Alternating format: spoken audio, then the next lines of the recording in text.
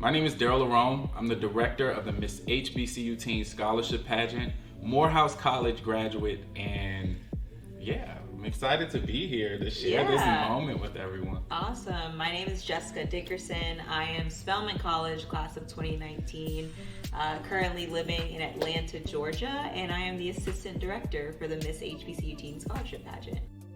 So the Miss HBCU Teen Scholarship Pageant started as an idea.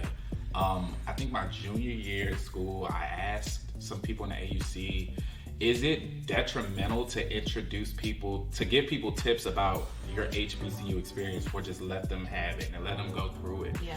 And some people were like, no, let people go through it. You shouldn't give any tips. I'm like, okay, cool.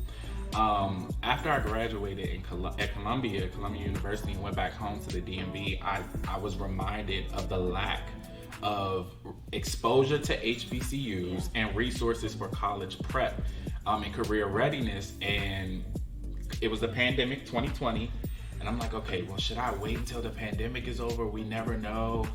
So I'm just like, all right, let's do it. Yeah. Let's just do it. Let's start somewhere and adjust as time goes on.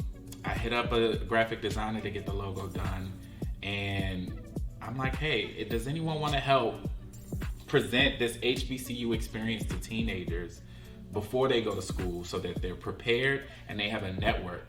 And voila, the Miss HBCU Teen Scholarship Pageant came about. Yeah, and I would say I got involved with the pageant very naturally, I would say. I've known Darrell while he was in school, participated in a lot of events that he was doing. And so when I saw that he was putting on this pageant, I'm originally from the DMV as well. My family lives there. And so I was already in town, and I was like, let me go and let me support this event. And so I went, me and my cousin went. She was actually a judge in the pageant that year. We took our little cousin, she was about 8 years old at that point. She was preparing to do a pageant herself.